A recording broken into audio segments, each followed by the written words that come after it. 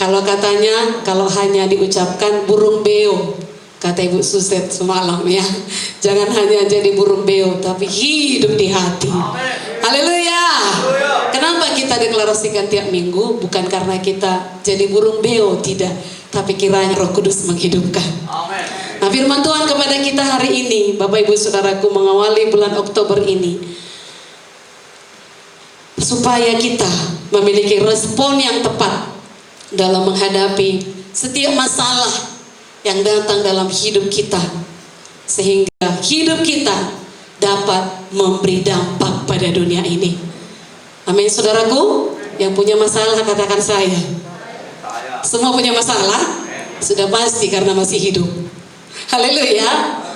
Saudaraku, ada banyak respon manusia dalam menghadapi masalah hidupnya, dan respon itu akan mempengaruhi hidup seseorang, dan itu akan berdampak bagi orang lain. Boleh jadi ada orang menghadapi masalah yang sama, tapi berbeda dalam merespon ini. Kalau kita merespon dengan benar, maka hidup kita akan berbahagia. Yang mau berbahagia katakan saya. Dan ketika kita bahagia, orang lain di sekitar kita akan merasakan aroma kebahagiaan kita. Sebaliknya, kalau kita merespon dengan salah, maka hidup kita akan stres, bisa meningkat ke depresi. Maka orang lain juga akan merasakannya, minimal melihatnya. Dia melihat dan berkata, itu kulihat katanya dia anak Tuhan, kok bisa stres ya menghadapi masalahnya. Kira-kira begitu. Jadi kita harus memiliki respon yang benar dalam menghadapi setiap masalah hidup kita. Mari kita belajar beberapa respon di Alkitab dalam menghadapi masalah, dan kita pilih respon yang benar. Karena yang kita pelajari ini ada yang salah dan ada yang benar, ada lagi yang paling benar. Jadi ada tingkatan. Saudara, yang pertama, orang yang lari dari masalah. Kita baca Rut 1 ayat 1 sampai 5. Kita baca bersama saja Rut 1 ayat 1 sampai 5. 1, 2, 3. Pada zaman para hakim memerintah, ada kelaparan di tanah Israel. Lalu pergilah seorang dari Bethlehem Yehuda dan kedua anaknya laki-laki ke daerah Moab untuk menetap di sana sebagai orang asing. Nama orang itu ialah Elimelek, nama istrinya Naomi, dan nama kedua anaknya Mahlon dan Kilion. Semuanya orang-orang Efrata dari Bethlehem Yehuda. Dan setelah sampai ke daerah Moab, diamlah mereka di sana. Kemudian matilah Elimelek, suami Naomi, sehingga perempuan itu tertinggal dengan kedua anaknya. Keduanya mengambil perempuan Moab. Yang pertama bernama Orpa, yang kedua bernama Rut, dan mereka diam di situ kira-kira 10 tahun lamanya. Lalu matilah juga keduanya, yakni Mahlon dan Kilion, sehingga perempuan itu kehilangan kedua anaknya dan suaminya. Nah, Bapak Ibu Saudaraku, dari kisah ini kita lihat respon yang salah dari keluarga Elimelek ketika ada masalah. Apa masalahnya? Kelaparan. Krisis kelaparan ada di Israel, di Bethlehem, dan bermaksud untuk mengubah nasib. Saudaraku, ternyata keadaannya justru terbalik. Seluruh laki-laki dalam keluarga itu meninggal di perantauan itu. Kenapa? Saudaraku, kalau kita perhatikan Alkitab kita baca baik-baik. Bencana kelaparan di Bethlehem itu sangat mungkin terjadi karena hukuman Tuhan. Karena kisah ini terjadi di zaman hakim-hakim. Nah, kalau kita baca Hakim-Hakim 6 ayat 1, kita dapat menyimpulkan bahwa dosa bangsa itu membuat hukuman kelaparan terjadi di sana. Dan karena hukuman itu, Elimelek pergi menuju Moab. Artinya dia lari dari hukuman. Dia membelakangi Tuhan Allah Israel. Demi menghindari hukuman bencana kelaparan, mereka mencari kehidupan di negeri penyembah Moab itu penyembah berhala. Dan yang lebih parah lagi, mereka mengawinkan anak-anak mereka dengan penyembah berhala, orang asing, orang yang tidak percaya kepada Tuhan. Saudaraku, tindakan ini pun melanggar Taurat Tuhan. Dan akibatnya, hidupnya bukannya bertambah baik, justru menambah masalah. Jadi, respon yang benar dalam menghadapi kesulitan hidup bukan meninggalkan Tuhan, bukan mundur dari iman dan lari pada jalan-jalan yang salah, tapi hadapi dan atasi masalah tersebut dengan tetap mengikut Tuhan sungguh-sungguh. Haleluya. Elimelek gak melakukannya. Seharusnya dia percaya kalau dia datang pada Tuhan, Tuhan akan lepaskan bangsa itu dari kelaparan. Tapi dia berbalik, dia tinggalkan Tuhan. Saudaraku, dia masuk ke negeri penyembah berhala. Ya, mengawinkan kedua anak laki-lakinya juga dengan perempuan yang tidak percaya, perempuan Moab. Dan akibatnya sangat fatal. Itu yang pertama, supaya kita belajar. Amin Bapak Ibu. Jangan mengawinkan anak-anakmu dengan orang yang tidak percaya Tuhan. Karena firman Tuhan juga berkata, terang dengan gelap tidak bisa bersatu, selamanya akan menjadi masalah. Usahakan anak-anakmu diberkati dalam nama Bapa, Anak dan Roh Kudus, dan benar-benar orang yang sudah lahir baru. Haleluya. Dan yang kedua, kita belajar dari 2 Raja-Raja 4 ayat 1 sampai 7. Mungkin sudah sering kita dengar, mari kita lihat hikmatnya hari ini. Orang yang menghadapi masalahnya. Kita baca bergantian, saya baca ayat 1, Bapak Ibu Saudara baca ayat 2, dan kita bergantian sampai ayat 7. Salah seorang dari istri-istri para nabi mengadukan halnya kepada Elisa. Jadi istri para nabi pun ada masalah beratnya. Sambil berseru, hambamu, suamiku sudah mati, dan engkau ini tahu bahwa hambamu itu takut akan Tuhan. Tetapi sekarang penagih hutang sudah datang untuk mengambil kedua orang anakku menjadi budaknya. 2.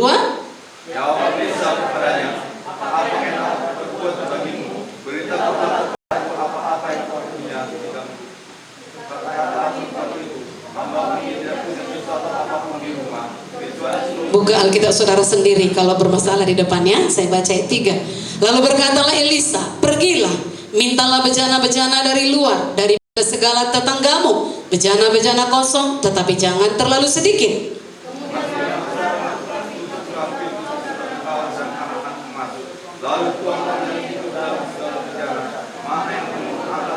Pergilah perempuan itu daripadanya, ditutupnyalah pintu sesudah ia dan anak-anaknya masuk, dan anak-anaknya mendekatkan bejana-bejana kepadanya, sedang ia terus menuang. Ketika bejana-bejana itu sudah penuh, berkatalah perempuan itu kepada anaknya, dekatkanlah kepada semua bejana-bejana. Tetapi jawabnya kepada ibunya, tidak ada lagi bejana. Sama-sama ayat 7. Kemudian pergilah perempuan itu memberitahukannya kepada abdi Allah, dan orang ini berkata, pergilah, juallah minyak itu, bayarlah hutangmu, dan hiduplah dari lebihnya, engkau serta anak-anakmu. Nah, ini contoh kedua. Istri Nabi ini juga menghadapi krisis. Apa yang dihadapinya? Krisis apa? Ditinggalkan oleh suaminya dengan hutang yang besar, sampai anak-anaknya mau terjual. Itu bukan hidup yang biasa, ya, itu sangat krisis yang sangat luar biasa. Pelajaran apa yang kita dapat dari peristiwa ini? Istri Nabi ini mungkin sebelumnya dia salah jalan, kenapa sampai berhutang? Mungkin boros, ya. Tetapi kali ini dia datang kepada orang yang tepat. Saudaraku, istri Nabi ini tidak lagi lari dari masalahnya, tapi mengadukan masalahnya kepada Elisa yang merupakan nabi Tuhan dan perpanjangan tangan Tuhan. Akhirnya ia beroleh solusi. Haleluya. Tuhan berkata melalui Elisa agar ia mencari bejana-bejana yang kosong, jangan terlalu sedikit. Jadi Tuhan suruh kerja keras. Haleluya. Setelah itu, setelah mendapat bejana kosong, kemudian menuang minyak. Karena tadi dikatakan apa yang ada padamu? Sedikit minyak dalam buli-buli. Kemudian menuang minyak itu ke dalam bejana-bejana itu. Artinya, jika kita punya masalah, kosongkan dulu pikiran kita dari stres. Kalau sudah penat, kosongkan diri. Jangan lari ke jalan yang salah. Tapi bawa pikiran kita itu, hati kita itu kepada Tuhan. Supaya Tuhan mengisi dengan ide-ide baru. Supaya Tuhan mengisi dengan hikmat baru. Haleluya. Jangan lari kepada hal yang salah. Tapi datang kepada Tuhan. Datang kepada orang yang tepat, yang bisa membimbing kita. Amin.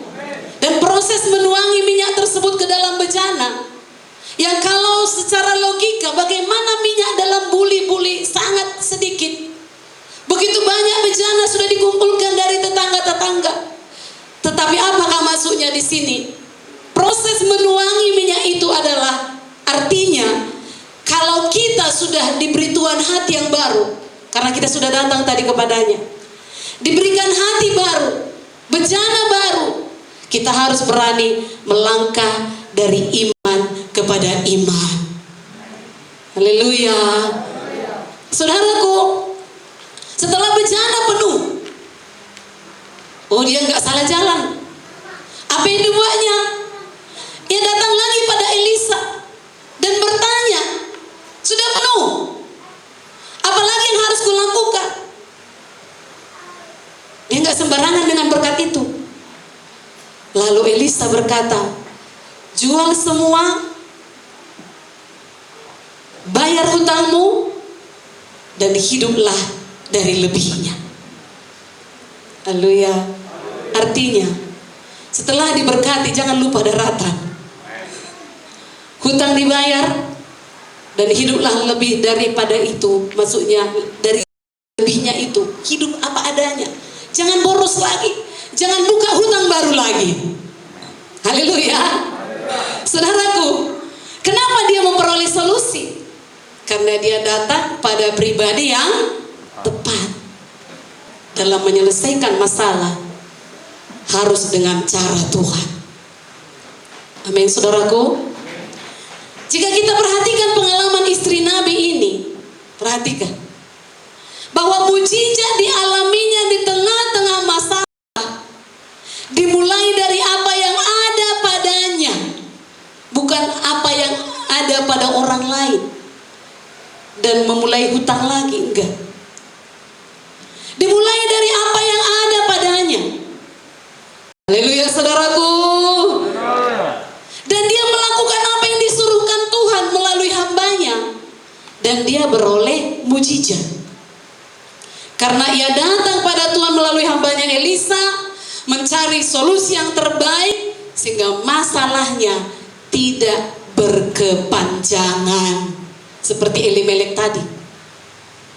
Bukan hanya Elimelek yang meninggal, berkepanjangan lagi masalahnya. 2 anaknya juga karena salah jalan. Istri Nabi ini memiliki cara hidup baru, dan hidupnya menjadi berdampak bagi keluarganya.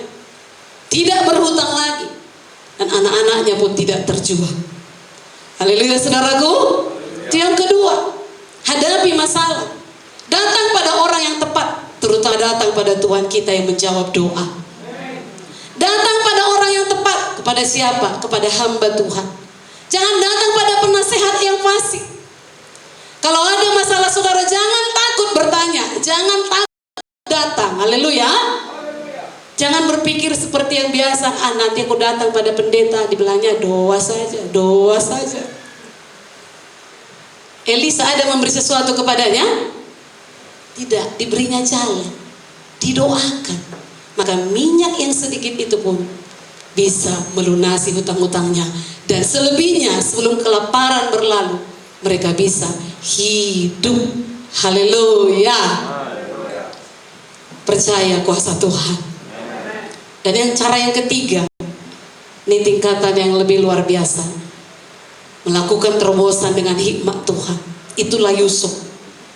Kalau kita baca Kejadian pasal 39 sampai 50, di situ dituliskan kisah Yusuf. Saudara, kita gak perlu baca sekarang, nanti baca di rumah.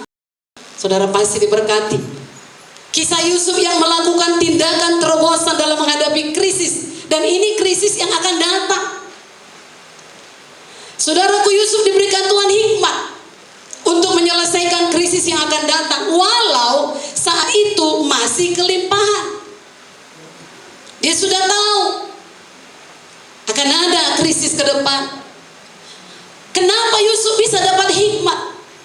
Karena Yusuf hidup dalam kekudusan dan takut akan Tuhan.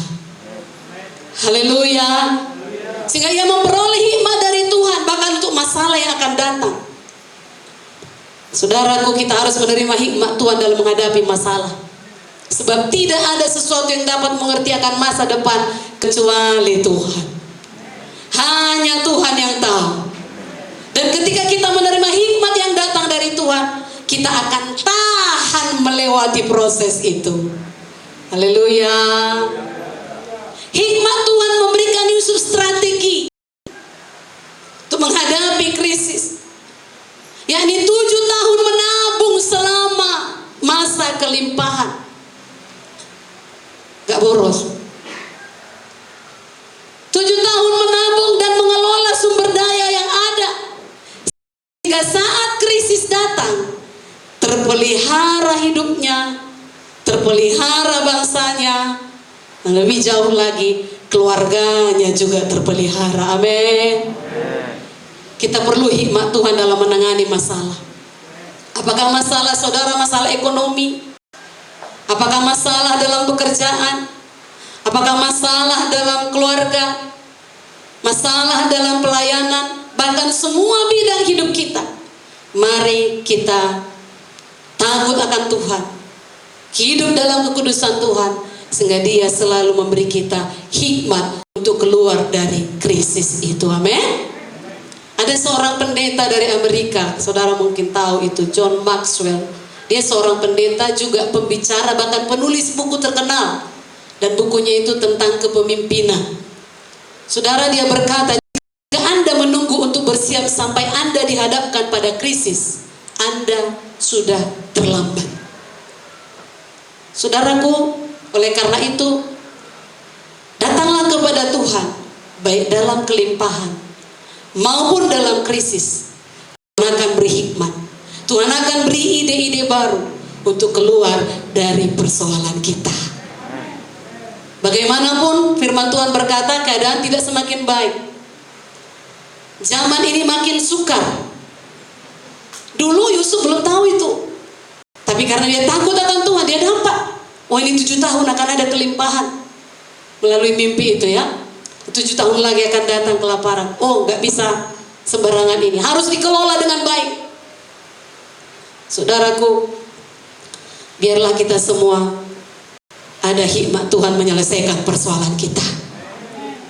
Dan jadilah pemberi pengaruh hidup yang berdampak.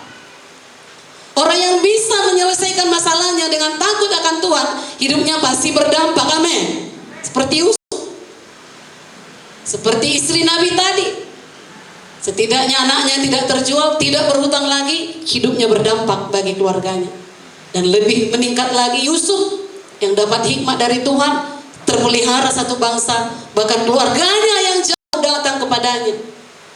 Boleh saja keluargamu di mana saja pun berada saat ini, suatu saat tertimpa masalah misalnya, tapi karena engkau diberkati luar biasa, mereka datang kepadamu karena engkau takut akan Tuhan. Haleluya.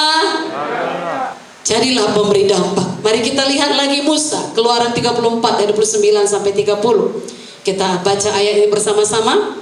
1 Keluaran 34 ayat 29 sampai 30. 1, 2, 3. Ketika Musa turun dari gunung Sinai, kedua loh hukum Allah ada di tangan Musa.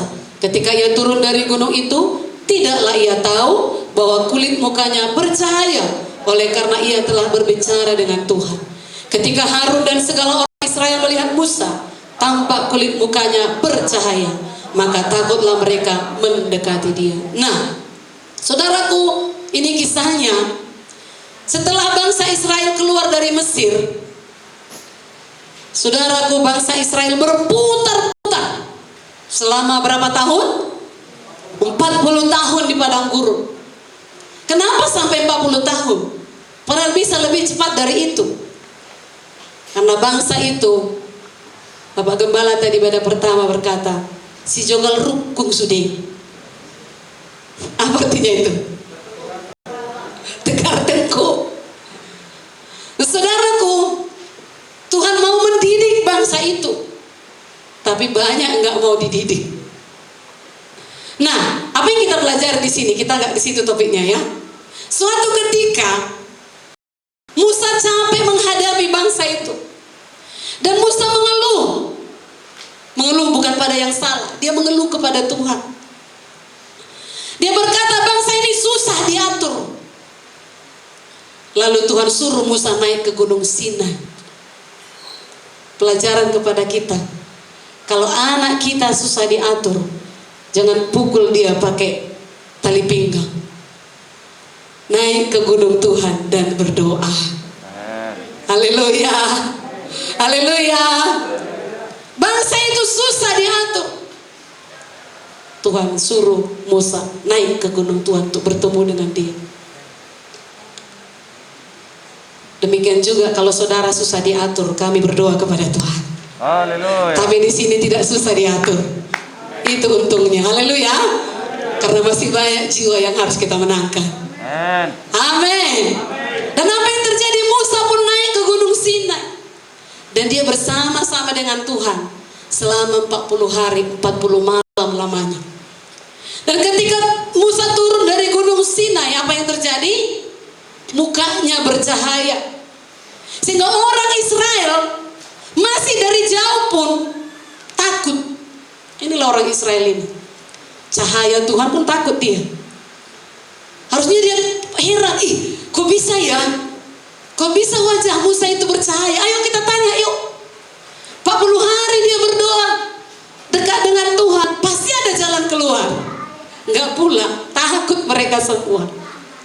Nah, yang perlu kita pelajari di sini, secara logika sederhana, mana yang lebih berpengaruh?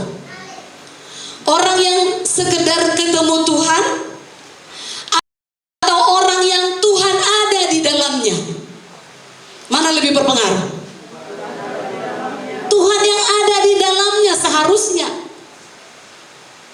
Dan 1 Korintus 3:16 berkata, supaya kita sadar ya, tidak tahukah kamu bahwa kamu adalah bait Allah dan bahwa Roh Allah diam di dalam? Siapa di dalam saudara? Jangan sampai dia keluar dari dalam kita, men. Sadari, kalau Musa tadi hanya bercakap-cakap dengan Tuhan 40 hari 40 malam saja, tapi saya dan saudara dalam zaman anugerah ini katanya Tuhan ada di dalam kita. Yesus yang sudah mati, bangkit mengalahkan maut, naik ke surga, dan dia itulah yang masuk dalam hidup kita. Jadi seharusnya saya dan saudara, kita semua adalah orang-orang yang berpengaruh lebih dari Musa. Dan seharusnya melalui hidup kita, orang-orang di sekitar kita melihat Tuhan yang berkuasa itu ada di dalam kita. Itu yang kita pelajari, amin.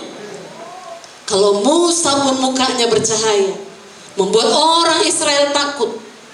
Tapi sebaliknya di dalam perjanjian anugerah, perjanjian baru ini, zaman anugerah ini, Tuhan ada dalam kita, membuat orang di sekitar kita melihat ada kuasa Tuhan di dalam kita, dan mereka tidak berani macam-macam. Haleluya. Haleluya. Dalam Ulangan 28 ayat 13a dituliskan begini, Tuhan akan mengangkat engkau menjadi kepala dan bukan menjadi. Kalau kita pikirkan, kalau kita, saudaraku, baca ayat ini, kita bayangkan kepala itu ya jadi pemimpin. Ketika kita belajar tentang kepemimpinan di dunia ini,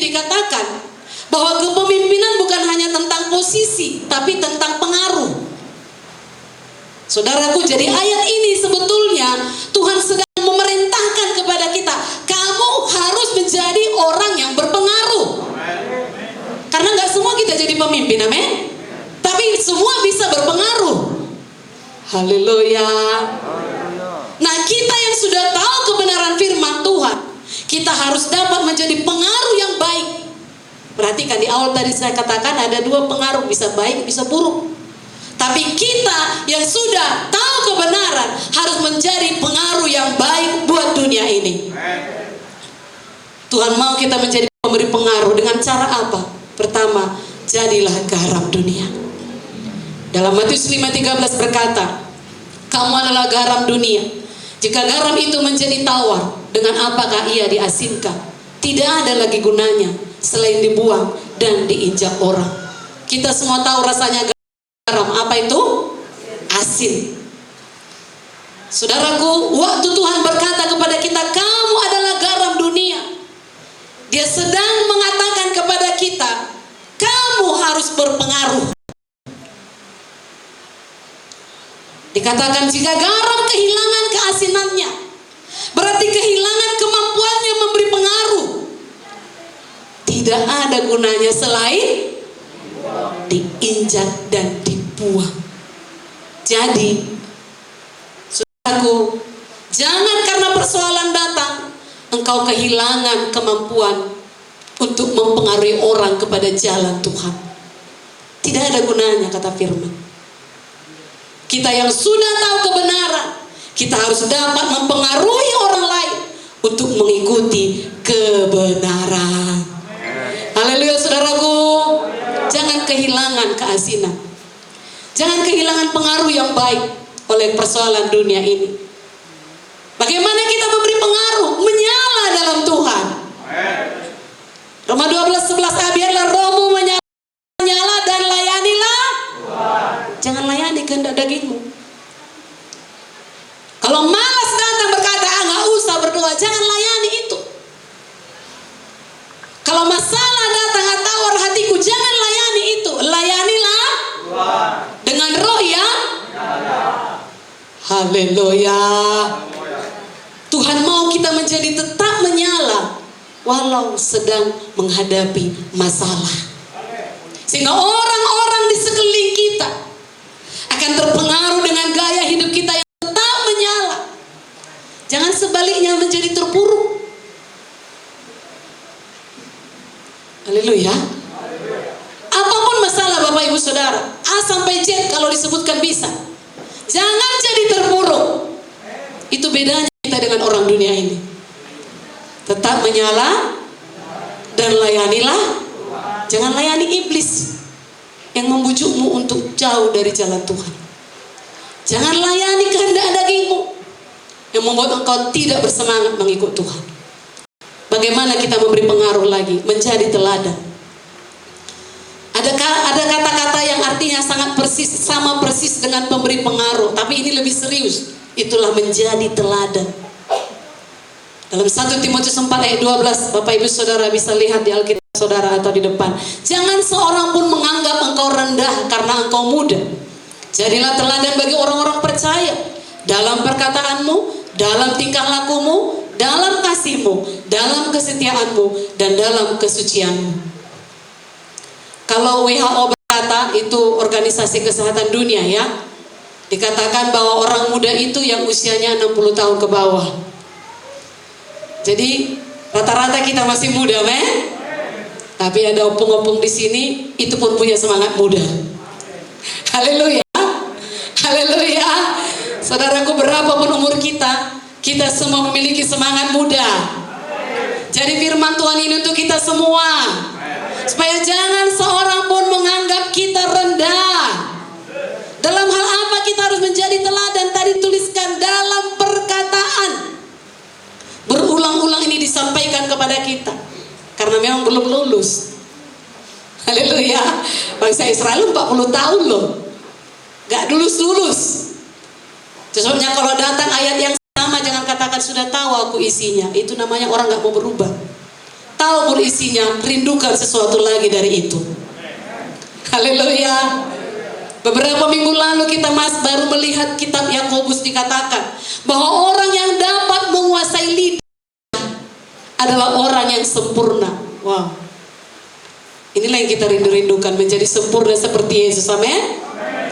Kita harus ingat, sebagai anak Tuhan katakan saya, ada kuasa yang diwariskan Tuhan kepada saya dan saudara.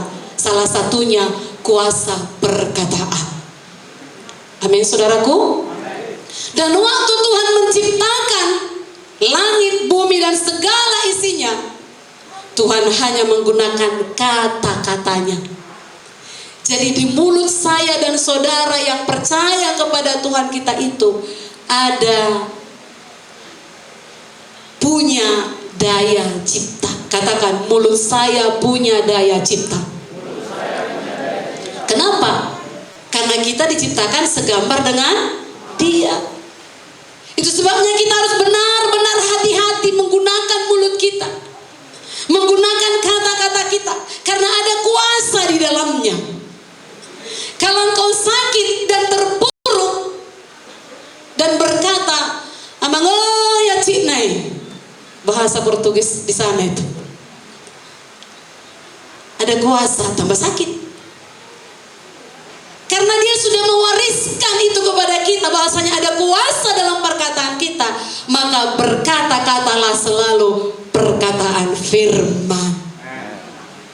Kalau sakit, katakanlah, "Aku sembuh oleh pilur-pilur Yesus."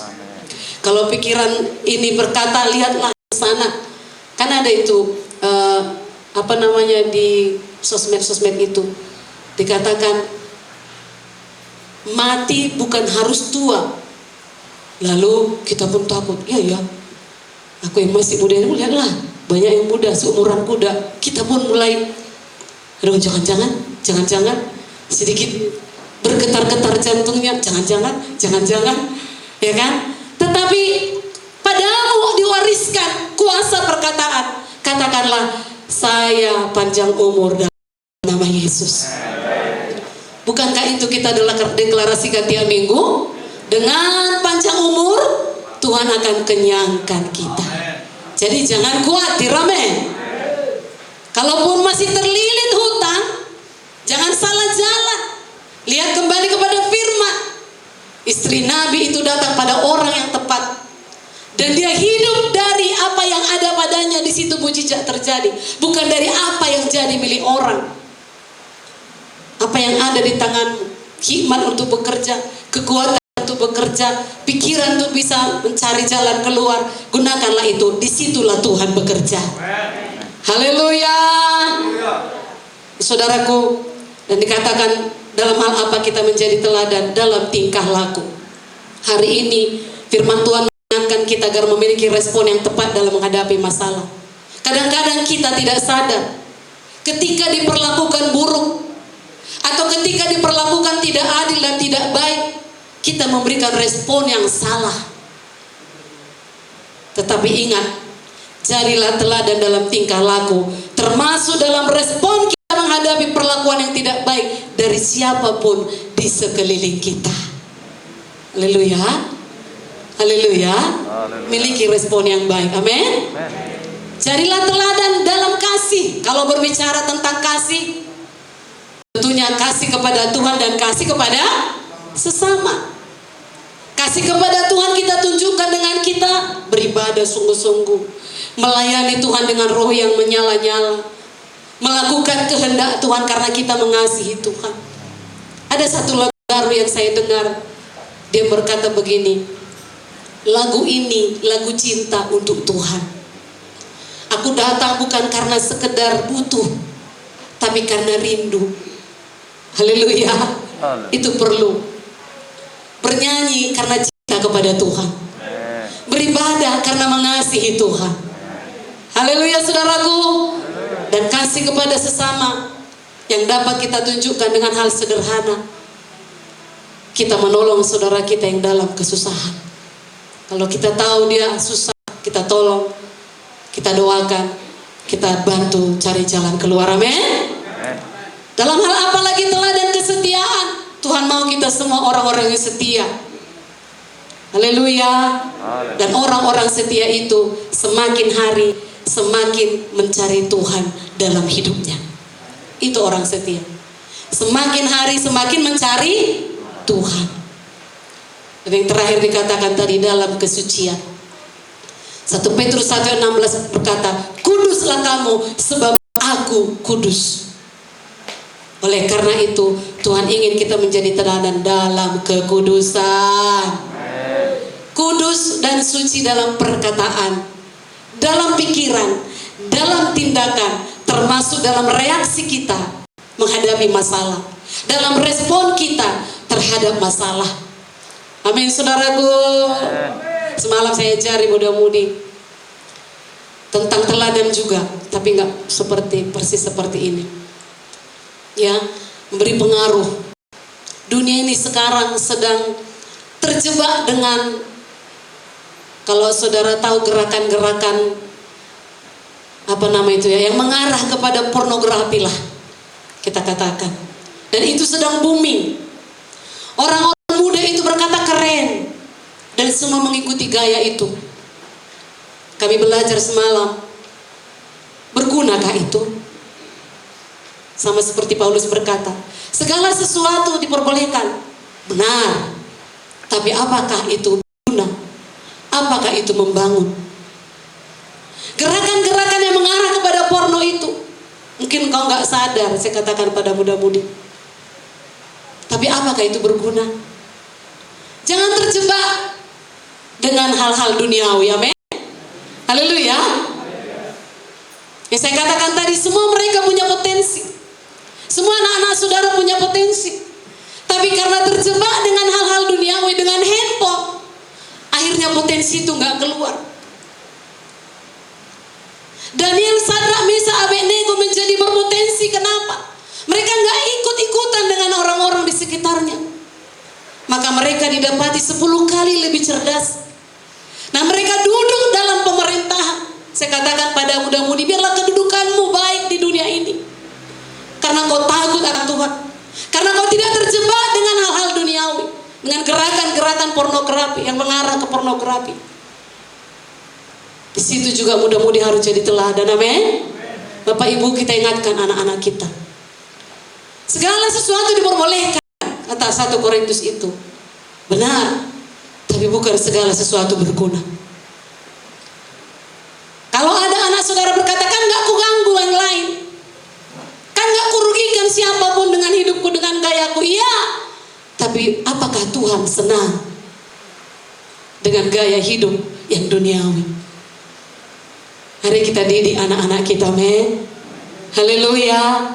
Karena gak semua anak-anak saudara datang di muda-mudi. Nah, saya katakan pada mereka semua, adalah gunanya kau beribadah di tempat ini. Jangan sama dengan orang yang tidak beribadah. Teladanlah dalam keluargamu. Kalau sampai kau ke rumah, jangan los masuk ke dapur, tapi sapa dulu orang tuamu. Ada passwordnya. Apa passwordnya muda-mudi? Haleluya Pak. Salam Mak. Apa kabar? Jangan langsung nuntut, amin. Loh, amin. Jadi saya cari muda-mudi hidup baik. Tapi kalau belum baik, jangan Bapak Ibu berkata, ayah ada BOI muda-mudi. Saya bilang sama muda-mudi, kalau ada orang tua berkata seperti itu, terlukanya hati saya. Bukan saya tidak mengajari kalian. Haleluya. Itu sebabnya jadi teladan. Tapi terutama kalau memang kita mau jadi teladan bagi anak-anak kita, ajari dia kebenaran firman. Itulah memberi pengaruh. Setidaknya dalam rumah kita. Kemudian akan meluas lagi. Dimanapun kita berada, kita jadi berpengaruh. Pengaruh yang baik, pengaruh yang positif, yang membawa orang takut akan Tuhan. Mari kita bangkit berdiri. Haleluya. Apapun masalah Bapak Ibu Saudara, masih ada mujizat bagimu. Sepanjang kau datang pada Tuhan, itu jalan yang paling tepat. Datang pada pribadi yang tepat. Jangan salah arah, jangan salah jalan. Jangan layani iblis yang membawamu jauh dari Tuhan. Jangan layani kehendak dagingmu yang membawa kau jauh dari jalan Tuhan. Haleluya. Terima kasih Tuhan.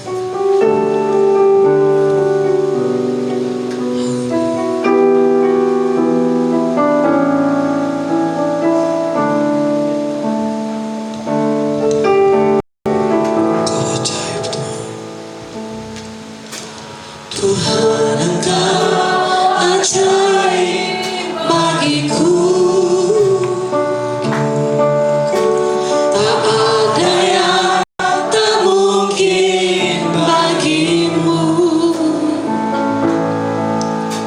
Kau yang telah berfirman Dan semuanya jadi. Tuhan Engkau ajaib bagiku. Tuhan Engkau ajaib. Tuhan Engkau ajaib bagiku. Tak ada yang tak mungkin bagimu. Semua yang kusaksikan, Semua yang kusaksikan perbuatan tanganmu. Tuhan Engkau ajaib bagiku. sungguh ku percaya. Sungguh ku percaya tiada yang mustahil. Mujizat pasti ada dalam hidupku. Sembuhkan sakitku, pulihkan jiwaku. Mujizat masih ada.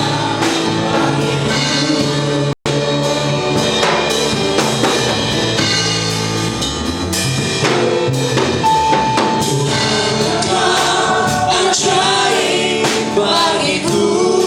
Kami bernyanyi karena cinta Kau dan karena percaya pada. Tak mungkin Kalau dulu Kau menolong istri Nabi yang dapat masalah, sekarang Kau masih menolong Tuhan. berfirman. Dan semuanya jadi.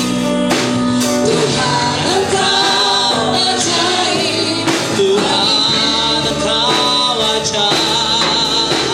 Tuhan Engkau ajaib bagiku. Ada yang tak mungkin bagimu. Semua yang kusaksikan, Semua yang kusaksikan perbuatan tanganmu. Tuhan Engkau ajaib. sungguh ku percaya. Sungguh ku percaya tiada yang mustahil.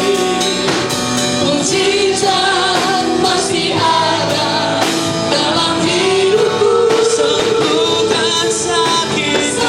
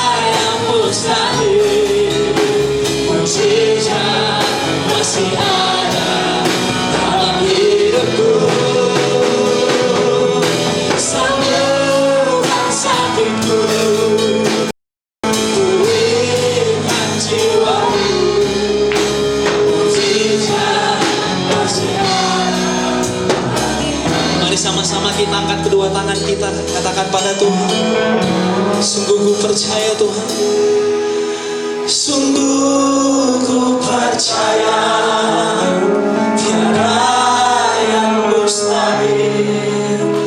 Mujizat masih ada dalam hidupku. Sembuhkan sakit kami Tuhan, baik itu sakit hati Tuhan. Pulihkan jiwaku. Mujizat masih ada. Mari Bapak Ibu saja katakan, sungguh ku percaya, sungguh ku percaya.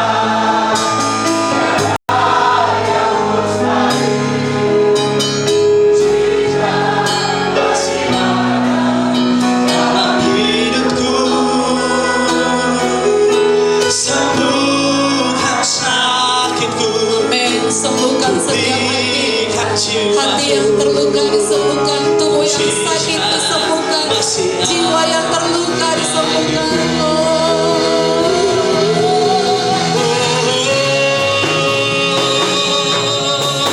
Sungguh ku percaya tiada yang mustahil. Mujizat masih ada dalam hidup. Sembuhkan sakit kami Tuhan, pulihkan jiwaku. Mujizat, mari kita sembah Dia.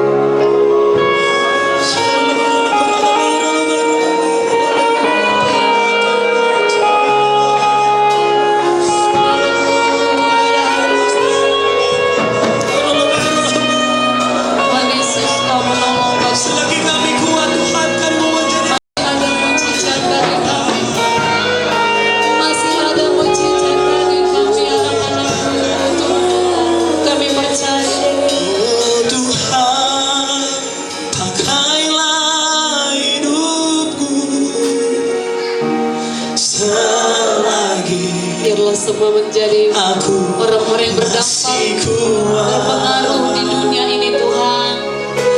Bila saatnya nanti Selagi kami masih kuat, masih sehat, berdaya, masih hidup sekarang hidup ini biarlah kami jadi berkat. sudah jadi. Mari katakan dengan imanmu, oh Tuhan, oh Tuhan,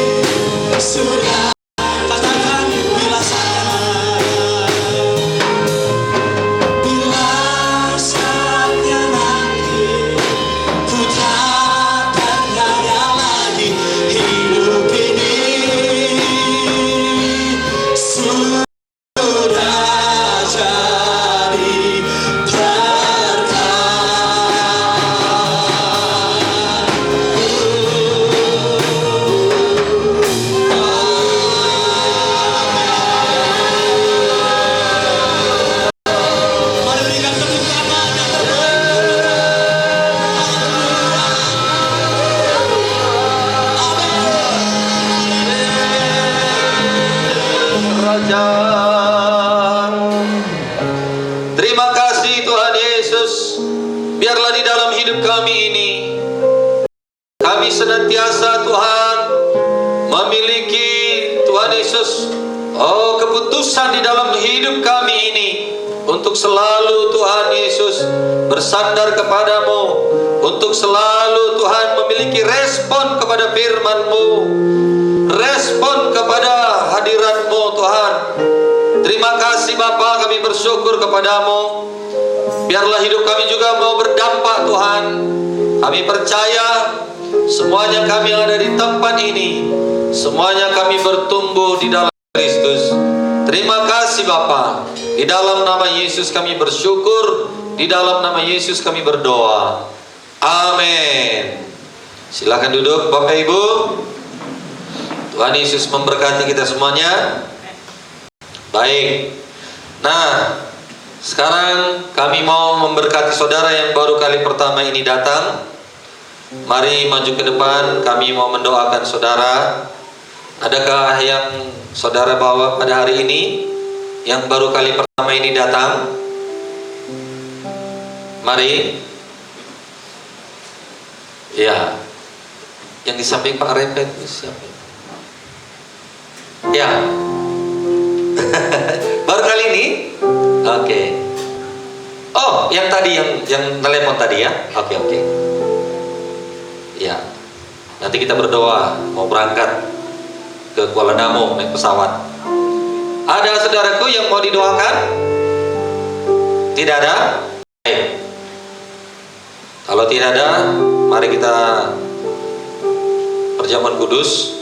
Mari pelayan-pelayan kita maju ke depan, kita berdoa. Nanti kami doakan Pak. Tuhan Yesus memberkati.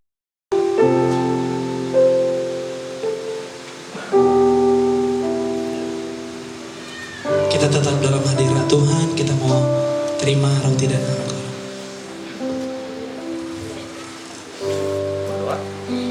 Terima kasih Tuhan, kami bersyukur kepadamu pada hari ini. Kami semeja lagi dengan Engkau. Kiranya Engkau memberkati kami. Berkatilah tubuh dan darah kami terima bersatu di dalam tubuh dan darah kami. Di dalam nama Yesus, berkatilah gereja-Mu. Semuanya kami bersatu di dalam Engkau.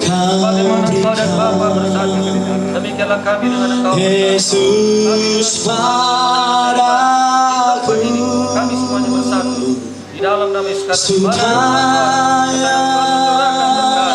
Terima kasih Tuhan. Kehidupan sorga jadi pada kami. Dalam nama Yesus, kami terima tubuh dan darah Yesus bersatu dalam tubuh kami. Kami terima berkat dan perjamuan Haleluya.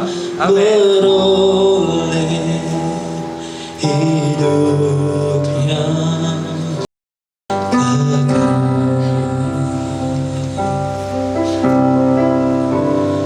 Betapa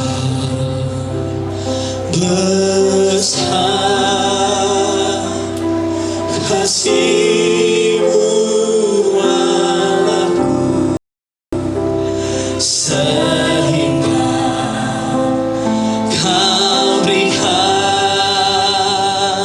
Yesus padaku, supaya aku tidak binasa, melainkan beroleh hidup yang kekal.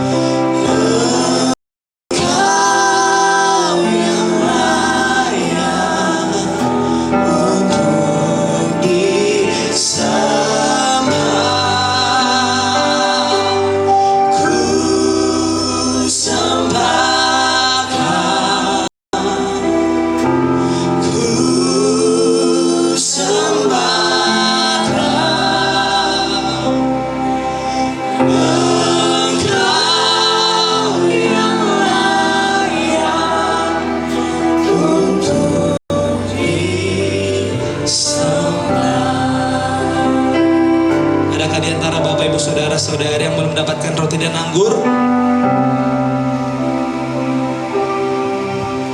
kalau sudah semua tanpa mengurangi rasa hormat, mari kita berdiri, kita mau terima firman Tuhan untuk roti dan tubuh. Mari kita angkat pujian dengan segenap hati kita. Betapa besar kasih-Mu Allahku, sehingga Kau berikan Yesus padaku, supaya aku tidak binasa, melainkan beroleh hidup yang kekal. Mari kita dengarkan firman Tuhan, Yohanes 6 ayat 48 sampai dengan 58. Akulah roti hidup. Nenek moyangmu telah makan manna di padang gurun dan mereka telah mati. Inilah roti yang telah turun dari sorga. Barang siapa makan daripadanya, ia tidak akan